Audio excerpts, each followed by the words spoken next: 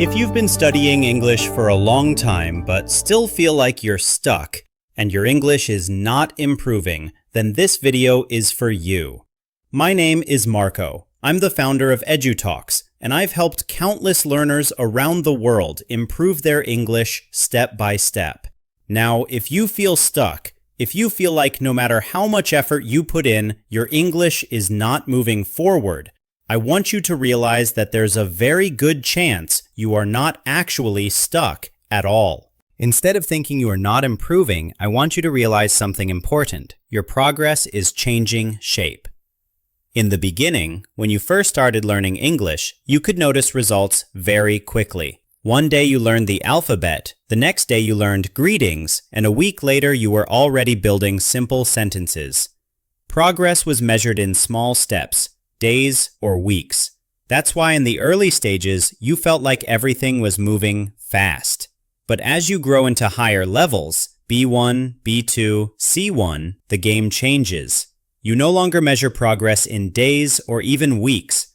Now, the real growth happens over months and years. This shift can make you feel like you are not improving, but in reality, you are. Your progress has simply become less obvious, more subtle, but no less important. You may have heard of the Dunning-Kruger effect. This idea explains that when you first start learning something, you feel confident because you don't know how much you still don't know. At the beginner stage, you feel like you're mastering English quickly. But the more you learn, the more aware you become of your mistakes and gaps. That awareness can make you feel stuck, or even worse, it can make you feel like you are going backwards. But trust me, this is not a sign of failure. It's a sign of growth. Fluency is a journey, and like every long journey, it has phases. I like to break it down into short-term, mid-term, and long-term goals. A short-term goal could be something small and manageable, like learning 15 new words on travel this week. A mid-term goal might be preparing for a test, like IELTS, or a job interview happening in the next 3 to 6 months. And the long-term goal is the dream, fluency. Fluency means speaking naturally without thinking too much about grammar, vocabulary, or translation. It doesn't mean perfection. It means using English as a tool, just like you use your native language. Here's the reality. You will probably always feel slightly more comfortable in your first language. That's natural, but if you can reach the point where English doesn't block your ideas, where you can speak and understand without stress, then you are fluent. That should always be your long-term focus.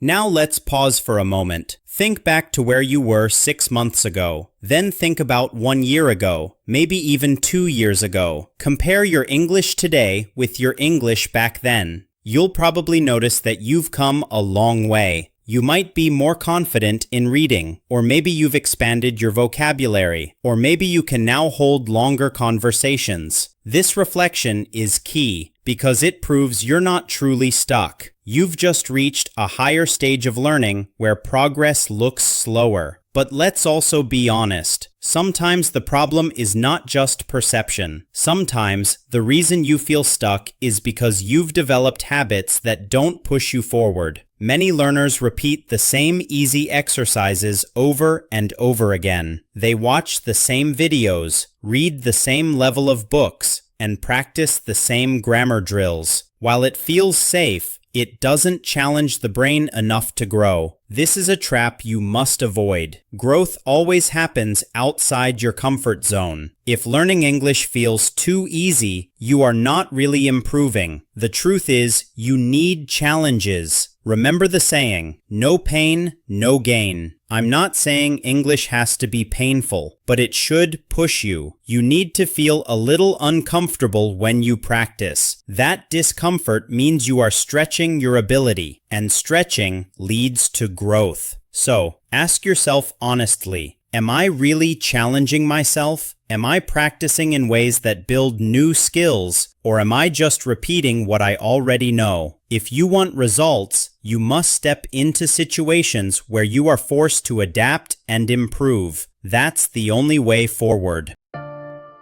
Now let's talk about specific problems English learners face and how to overcome them. The first common problem is understanding English but not being able to speak it. This happens because listening and speaking are two very different skills.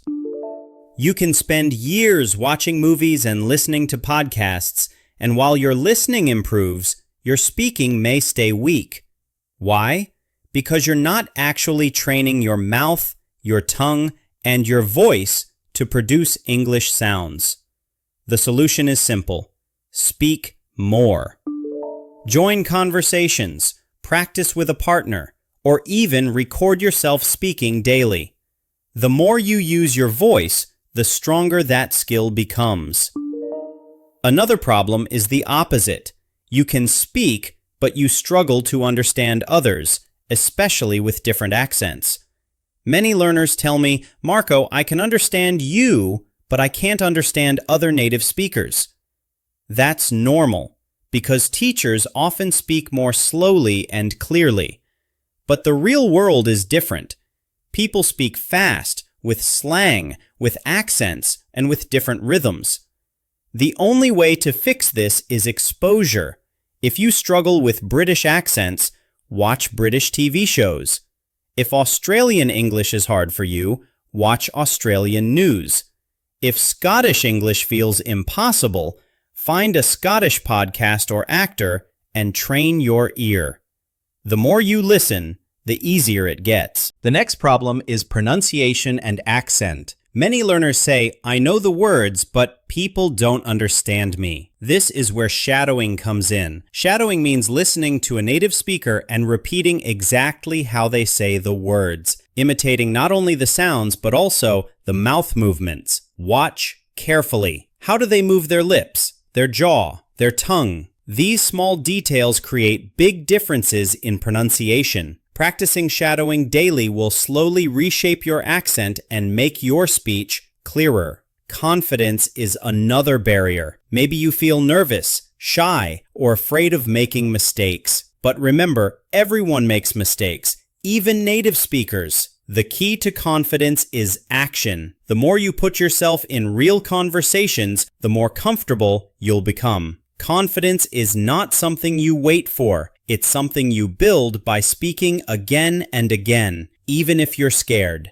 At this stage, you probably know your weaknesses. You know if your grammar is weak, or if your listening is poor, or if your speaking is limited. But knowing is not enough. You have to act. Too many learners delay practice, telling themselves, "I'll start tomorrow." But tomorrow is never guaranteed. Not next week, not next month, not next year. The best time to practice is now. So here's my advice. Take a notebook and write down your biggest English problem today. Be honest. Then decide on one action you can take this week to improve that problem. Maybe it's practicing speaking with a friend 3 times. Maybe it's listening to one new podcast every day. Maybe it's learning 20 new words in a topic you need for work. Whatever it is, commit to it. Action creates progress, not just intention. And remember, every time you step outside your comfort zone, you are moving closer to fluency. Growth is not always fast, but it's always worth it. Stay consistent, stay patient, and challenge yourself every day. Your English will get better, not by magic, but by steady, focused effort. And if you'd like to take your English to the next level, click the link in the description below. At EduTalks, we offer different programs designed to help you grow step by step. Whether your goal is to expand your vocabulary, sharpen your grammar, boost your listening, improve your reading, develop your writing, or build stronger speaking confidence, you'll find a program that fits your needs. All our programs are application-based, so click the link to learn more and apply today. Also, don't forget to subscribe to EduTalks here on YouTube.